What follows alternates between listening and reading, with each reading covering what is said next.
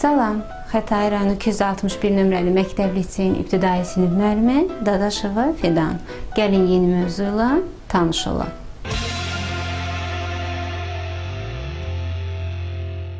İlk öncə gəlin şəkillərə diqqətlə nəzər salaq. Şəkillərdən gördüyümüz kimi birinci çərçivədə futbol komandalarıdır, ikinci çərçivədə isə güllərin şəklidir. Gəlin bu komandalara nəzər salaq. Birinci komanda qızlardan ibarət, ikinci komanda yalnız oğlanlardan ibarət, üçüncü komandada isə həm oğlanlar, həm qızlar iştirak edir. Gəlin indi güllərin şəklinə baxaq. Birinci gül şəkli qırmızı rəngdə, ikinci gül şəkli ağ rəngdə, üçüncü gül şəklinin isə hər ləçəyi bir rəngdədir. Bu şəkillərə baxmaqla belə bir nəticəyə gələ bilərik ki, bəzən varlıqlar bir-biri ilə ahəng təşkil edir, bəzən təşkil etmir. Yəni, futbol komandalarından götürək. Təkcə oğlanlardan ibarət komanda var və qızlardan ibarət komanda var. Ancaq həm oğlanlar, həm qızlar iştirak edən komandada iştirakçılar ahəng təşkil olunmur. Gəlin güllərə də nəzər salaq. Güllərdə də belədir. Yəni qırmızı rəngli, həm də ağ rəngli güllərə çox rast gələ bilərik. Ancaq çox nadir hallarda olur ki, belə bir müxtəlif ləçəkli güllər rastımıza gəlir və belə deyərik də, burada hər ləçəyin rəngi bir-biri ilə ahəng təşkil etmir. Bu şəkillərdən belə bir nəticə çıxır ki, yəni bəzi varlıqlar, onlara əks etdirən xüsusiyyətlər bir-biri ilə ahəng təşkil edir, bəziləri isə etmir.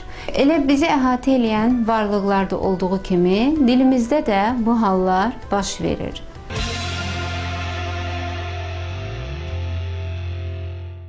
Fonetikanın əsas qanunlarından biri də ahəng qanunudur. Bizim dilimizdə ahəng qanununa tabe olan və tabe olmayan sözlər çoxdur. Belə bir sual yaranır. Bəs biz ahəng qanununa tabe olan və tabe olmayan sözləri bir-birindən necə fərqləndirək? Bunun üçün biz xüsusi qaydanı bilməliyik. Sözdə həm qalın, həm incə saitlər iştirak edirsə, bu sözlər ahəng qanununa tabe deyil. Əgər sözdə yalnız qalın saitlər və yaxud yalnız incə saitlər iştirak edirsə, bu sözlər ahəng qanununa tabedir.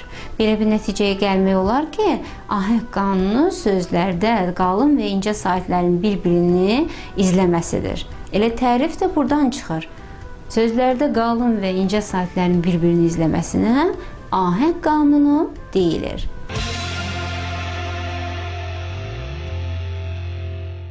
Gəlin ahəng qanununa tabe olan sözləri nəzərdən keçirək.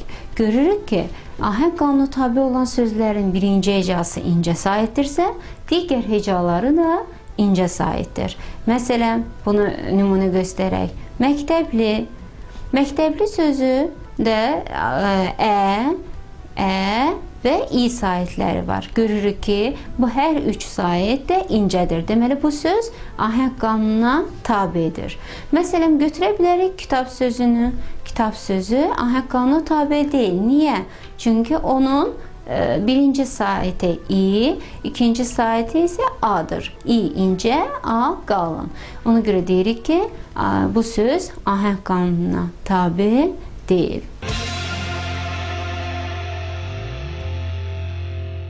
Gəlin, müxtəlif şəkillərin üzərində dayanaq. Bu şəkilləri əks etdirən, ifadə edən sözlərin ahəng qanununa tabe olub, olmamasına diqqət yetirək. Fayton. Fayton sözündə gəlin saitləri araşdıraq. A, o. A qalın sait, o qalın sait. Bu zaman deyirik ki, hər ikisi qalındır. Burada qalın saitlərin bir-birini izləməsi baş verir. Deməli, bu söz ahəng qanununa tabedir. Məsələn, diyar sözü.